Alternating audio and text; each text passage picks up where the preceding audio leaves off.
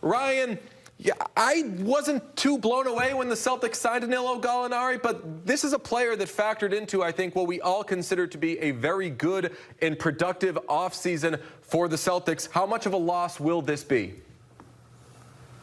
Well, I think it's significant given the injury, the timing of the injury, and the duration of rehab. Rehab from a torn ACL is typically 9 to 12 months. It stinks that this happened late in the offseason for Gallinari and the Celtics because the market has moved. We're already 2 months into free agency, and there aren't a lot of good players available. And also, with this being a late August injury, the Celtics will now wait. Their doctors will let the swelling go down on Gallinari's knee, so they might still wait a little while for the surgery. So he's likely to miss all of the regular season and most, if not all of the playoffs. And so it's unfortunate for Gallinari. It's also tough because at this late stage in free agency, it's almost impossible for the Celtics to replace a player of Gallinari's caliber, which is why I think Sam Hauser will get an opportunity.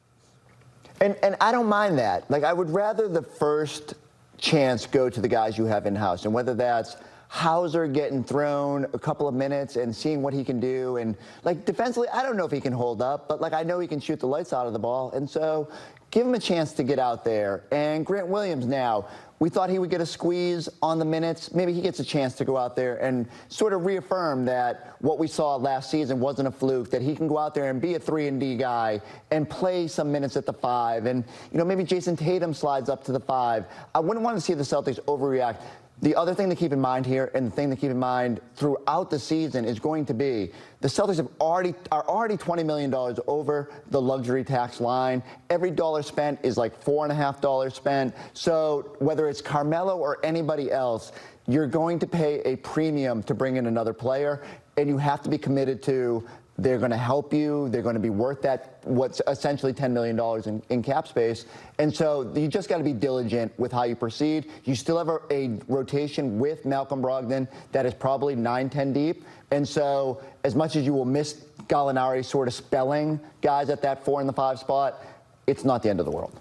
Ryan, one area where I think maybe we're overlooking, and you can weigh in on this from a team-building standpoint, is just having fresh blood. I mean, when you return a team that had a lot of success, I think in all sports, it's good to inject new people there just so there isn't any sort of complacency. So while I don't think that Gallinari was going to be the difference between not winning a title and winning a title, is what they have now enough? Did they make enough change if Malcolm Brogdon, by and large, is the only real veteran that will be seeing any sort of significant playing time that's a newcomer? I think they probably did, DJ. I mean, keep in mind, this team was up 2-1 in the NBA Finals. They were leading Game 4 of the Finals with 5 minutes to go, and then the series flipped in favor of Golden State. So Boston was right there. I mean, the Celtics were right on the precipice of winning a title. Usually when you're that close, you don't need major moves. You need minor tweaks, which is what I thought they did this offseason, and maybe more than minor tweaks, adding Brogdon and Gallinari. So I think what Brad Stevens and his staff are likely to do is go into the season, see if Sam Hauser can give them anything. Keep in mind, guys, we're talking about a team with potentially the deepest and best wing rotation in the league. Gallinari is a bigger wing, but you have Jason Tatum, you have Jaylen Brown, Grant Williams. Marcus Smart is a bigger guard who can play some wing, especially alongside Malcolm Brogdon, who's another big guard. So this is a deep team. This is a talented team. And to Chris's point earlier, I think with the luxury tax issues combined with the lack of available talent in the marketplace, they're likely to go into training camp and see how it goes without Gallinari.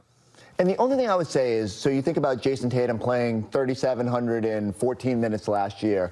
I would love to bring that number down. As much as Tatum is a hooper and wants to be out there, I do think you have a luxury of, if you have someone you can throw out there, whether it's a Gallinari, whether it's just Sam Hauser playing 5 to 10 minutes a night. So I want them to develop that talent and figure that out. And so give Sam the first crack, give Luke Cornett a chance in camp. And if you just don't feel comfortable with your depth, and if the East is just so beefed up, then you look around at your options. But I just think you're not going to scramble to cover your 8th or 9th man right now. If you do need to make some sort of move to bring in a replacement for Gallinari, I've been kind of wondering anyway, why is Derek White still here? When you bring in... Whoa. No, are we pushing back on... I mean, I think that Derek White's a good player, but I think that when you bring in Malcolm Brogdon, you thought, all right, somebody's going to be expendable here, and maybe for a day we were thinking maybe Marcus Smart, but it's clearly not going to be that.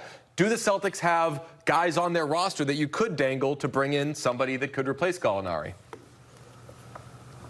I don't think that's something they'll do early in the season, DJ. I think it's something that if they were to do that, they'd more likely to do it in February around the trade deadline.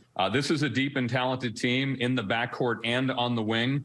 They're able to overcome this injury to Gallinari, maybe better than any team in the league is able to overcome an injury to a rotational player. The Celtics are the preseason favorite on the betting market. So I think, again, Brad Stevens is more likely to take a measured approach to see what Sam Hauser can give them, to see if Grant Williams can expand his game, to see how the minutes are going and the distribution is going and the load that Tatum and Brown have to carry, if they're able to carry it through the first 30 or 40 games of the regular season. So I think this is a team that will make minor tweaks, and a lot of the available talent, guys, frankly, is past their prime. I'm talking about guys like Carmelo Anthony, LaMarcus Aldridge. Those guys are in their late 30s. Those aren't silver bullets who will help this team win a championship. So I think Brad Stevens and his staff are more likely to wait and see how the first half of the season plays out before making any big moves. I was just going to say, so I think like Derek White is a little bit of a forgotten man. Like they get Malcolm Brogdon and we say, oh, now you got Marcus and Brogdon, they can rotate those minutes. But like Derek White was pretty much like their guy. They went in and gave up a lot to get him. Romeo and Josh Richardson and the first-round pick, the swap, all that. I think we're like forgetting that the versatility they have will allow them to play up a little bit.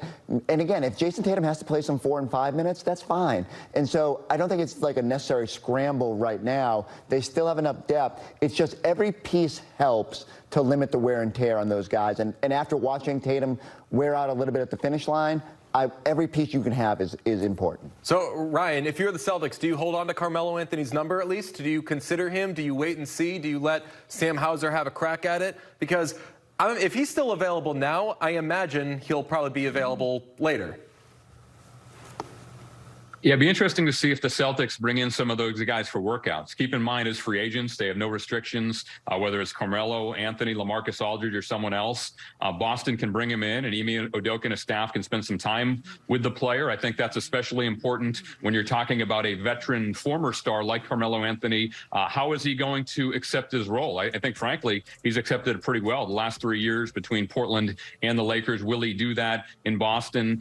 Those are some of the most difficult players at times to manage, guys, from an organizational perspective. Are the aging former superstars who aren't superstars anymore? That can be a challenge. So I think if you're Ime Udoka and his staff, you'd want to meet with Carmelo. You'd want to meet with LaMarcus Aldridge if those are two of the guys they're looking at. But probably before you get to that point, you want to look at Sam Hauser, Fiando Cavangeli, Bruno Caboclo, and some of the guys that you and Chris mentioned in the intro. You want to see what those guys can do. And to your point, TJ, if those players aren't good enough through your preseason workouts and in training camp, maybe you can bring in Carmelo or Aldridge or another veteran later on.